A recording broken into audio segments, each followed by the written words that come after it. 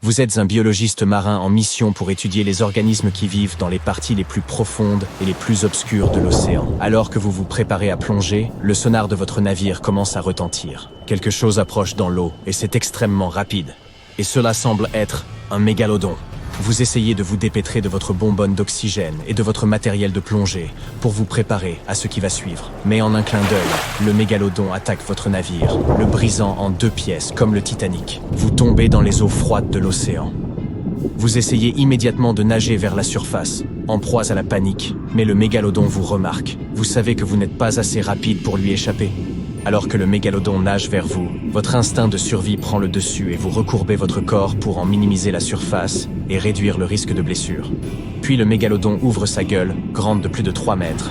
La force de l'eau vous propulse contre l'arrière de sa gorge, qui est assez spacieuse pour accueillir une petite voiture. Heureusement, vous réussissez à vous cramponner à l'une de ses 276 dents aussi fort que possible, jusqu'à ce que sa mâchoire se rabatte brusquement avec fracas. Grâce à cela, vous ne terminez pas immédiatement dans son estomac. Vous vous trouvez dans sa bouche, debout sur sa langue, laquelle est presque plus grande qu'un canapé. Pris de panique, vous essayez de vous frayer un chemin hors de sa gueule, mais les muscles de sa mâchoire sont extrêmement puissants.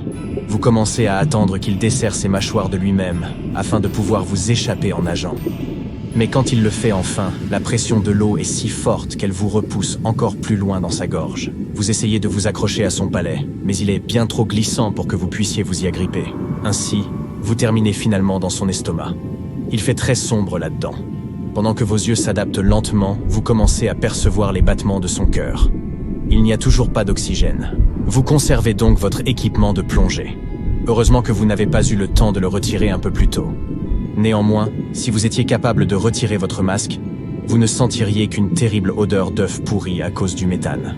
Vous commencez à regarder autour de vous et voyez que l'estomac est rempli des restes des précédents repas du mégalodon. Il y a des squelettes de poissons et de requins partout, et même ceux d'autres plongeurs qui n'ont pas été aussi chanceux.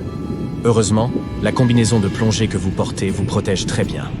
Vous commencez à ressentir une plus grande pression autour de vous, ce qui signifie que le mégalodon a entamé sa descente vers les profondeurs de l'océan.